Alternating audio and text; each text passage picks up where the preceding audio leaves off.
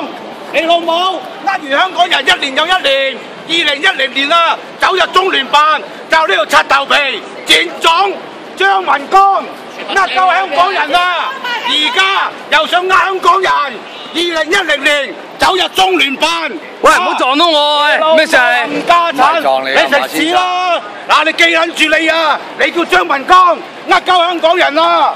嚇，你老母啊！知唔撚知啊？聽唔聽到啊？做乜啫？我而家話緊你啊！回應我啦！你講兩句啦！點解啊？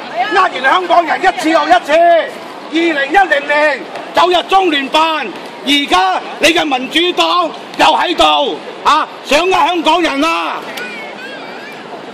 冇點呀？冇嘢講啊！冇嘢講啊！嚇！民主黨有得入集市度食。你明唔明咩叫公民提名啊？賣港賊！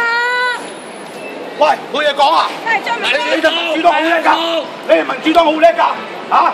專同共產黨，屌你台大交易，嚇！三鬼方案啊！香港人啊！非缺不缺一不可啊！賣港賊！2010年根本都冇反應啊！問過教協你就投票。賣香港人！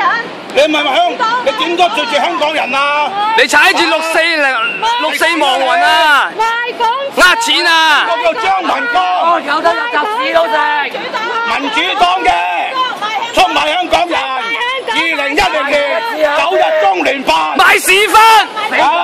專同共產黨食屎奶屎忽，又係呢啲咁嘅狗人佔總，散播傳染病、傳染性病。